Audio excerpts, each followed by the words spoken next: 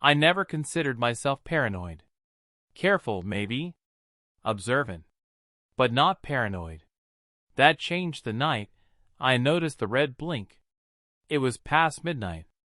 Claire had gone to bed early, exhausted from work. I stayed up scrolling through emails on my phone, too restless to sleep. The room was dark except for the faint glow from the street lamp outside, spilling stripes of light across the dresser. That's when I saw it. A faint glimmer, like the reflection of an eye, coming from the bookshelf near the corner. I squinted, rubbed my eyes, moved closer. Nestled between two old photo albums was a black plastic dot the size of a coin, perfectly round, with a lens. A camera. My heart punched against my ribs. I pulled it out with trembling fingers, the cold plastic alien against my skin. The light blinked once more before I covered it with my palm. I wasn't sure if I was breathing. I turned it over, searching for a brand, a mark, anything. Nothing. Just a generic piece of hardware. The kind you could buy online for $50. My stomach lurched. Who put it here? How long had it been there? And most horrifying of all, what had it seen? I shoved it into my desk drawer, shutting it quickly like the wood could contain the panic boiling in my chest. Claire stirred in her sleep, mumbling something incoherent. I froze, staring at her. Was it her? The thought slammed into me like ice water. The woman I'd promised my life to. The one who swore honesty, loyalty, love. Had she been spying on me? Recording me in my own bedroom? I lay awake until dawn, every creak of the house sounding like a betrayal. The next morning, sunlight poured into the living room, warm and golden, in cruel contrast to the storm in my head.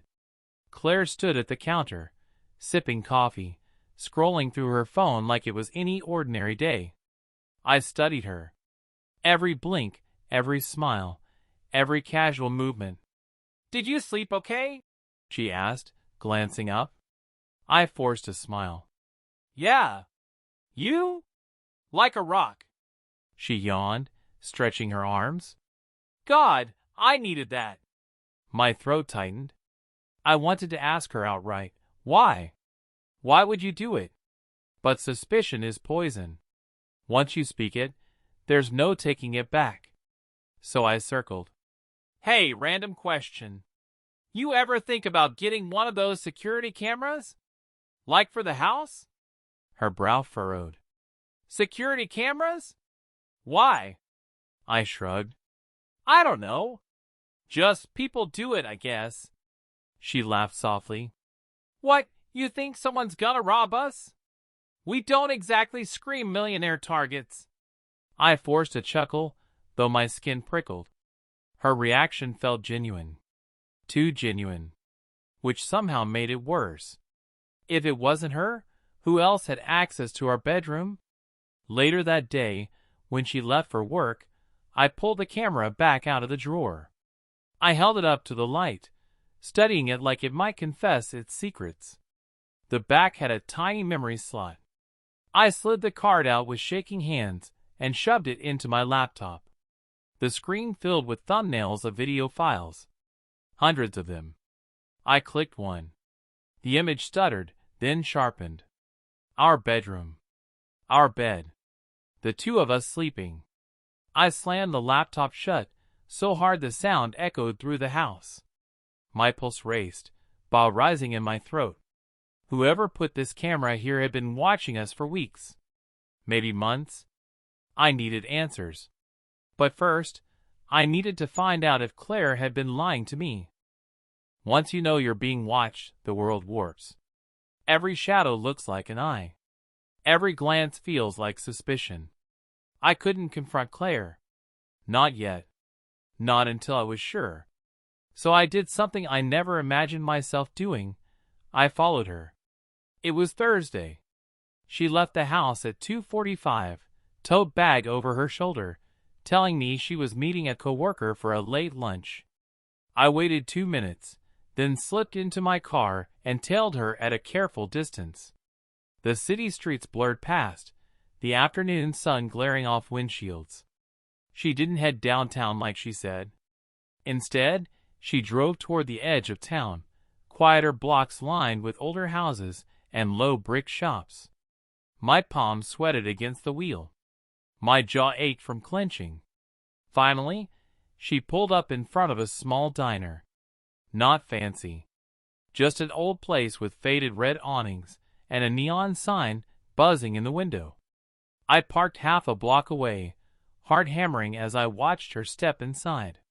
She checked her phone, then slid into a booth. Alone. Minutes ticked by. Then the door swung open, and my father walked in. The same father who had raised me to believe trust was sacred, who taught me the importance of honesty. The man I never once doubted. He looked around, spotted Claire, and walked straight toward her booth. She smiled faintly, nervous, as he sat across from her. I gripped the steering wheel so hard my knuckles went white. The pieces slammed together in my head, but the picture made no sense. My wife. My father. Meeting in secret.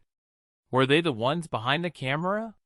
The thought was too grotesque to hold, but it clawed at me anyway. I leaned back in my seat, ducking low as they ordered food, their mouths moving in a conversation I couldn't hear. Claire looked pale, her hands twisting in her lap. My father's expression was hard, serious, like a man delivering bad news. When he reached across the table, placing his hand over hers, I nearly threw the door open and stormed inside. But I didn't. I waited. I watched. After 30 agonizing minutes, they stood. Claire hugged him briefly before walking out. My father lingered, paid the bill, then left in the opposite direction. I sat frozen, the image burned into my brain. Whatever this was, it wasn't random. It wasn't innocent. And I was going to find out the truth. That weekend, I couldn't contain it anymore. Secrets gnawed at me from every angle. The footage on my laptop. The meetings at the diner. The way Claire smiled at me like nothing was wrong. So I set the table, 3 plates, 3 glasses, and I called them both. "Dinner," I told them. My voice steady, rehearsed. "We need to talk." Claire arrived first, her face drawn, her eyes searching mine for answers I didn't give. She sat stiffly, fingers tapping against her glass of water. My father came later, coat draped over his arm, his usual calm expression replaced with unease. He looked at the table, then at me, then at Claire. "You called us both," he said quietly. "Yes," I replied, my throat tight. "Because I want the truth, and I won't let either of you leave until I get it." Claire's lips parted, but no words came. My father sighed heavily, sinking into the chair across from me. "What do you think you know?" he asked. I leaned forward, pulling the small black camera from my pocket, setting it down in the center of the table. Its lens stared back at us like an unblinking eye. Their faces told me everything. Claire flinched.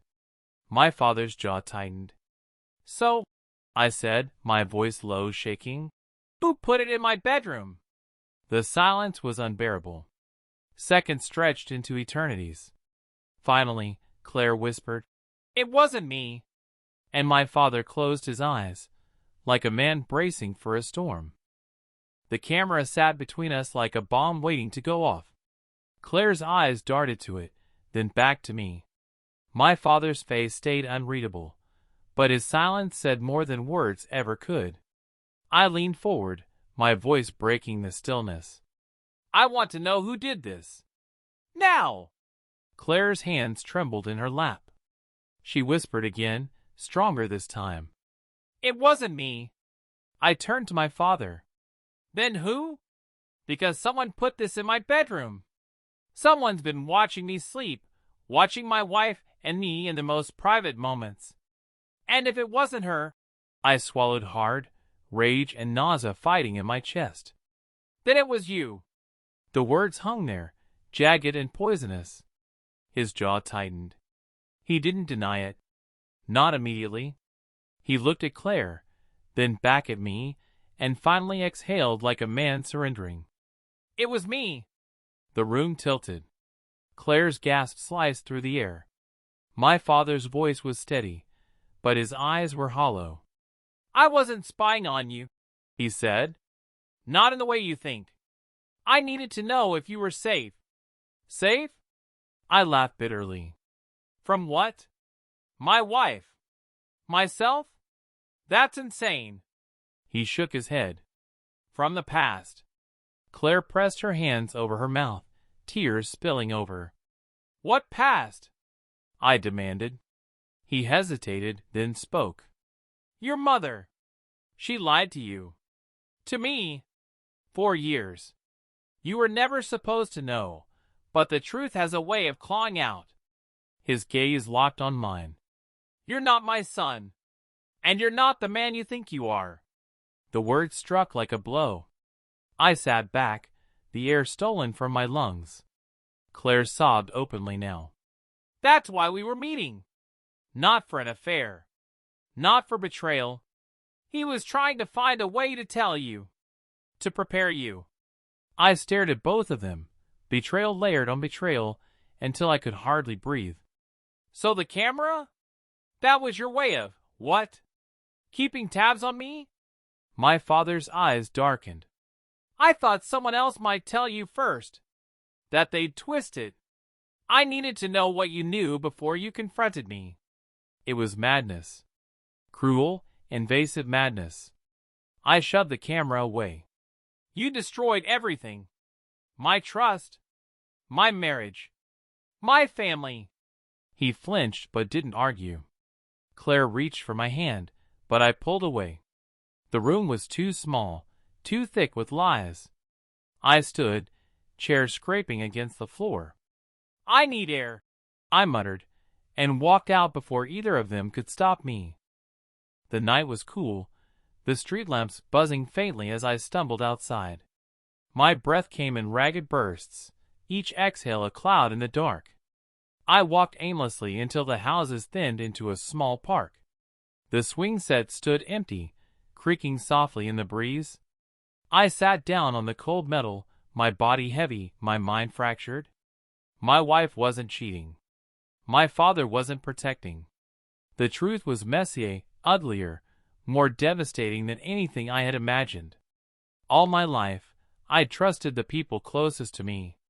And all my life, they'd been weaving a story around me, protecting me from a truth they decided I couldn't handle. But lies don't protect. They corrode. The camera had been the spark, but the fire had been burning for years. I leaned forward, elbows on my knees, staring at the ground. The night was quiet, but inside me, everything screamed. What was I supposed to do now? Forgive Claire for hiding it? Forgive my father for spying, for twisting the knife? Or burn it all down and walk away, finally free of their secrets? I didn't know. Maybe I'd never know. But I did know this. I'd never look at either of them the same way again. The camera had captured my most private moments, but in the end, it wasn't the footage that ruined me. It was the truth it dragged into the light. And truth, once seen, can't ever be unseen.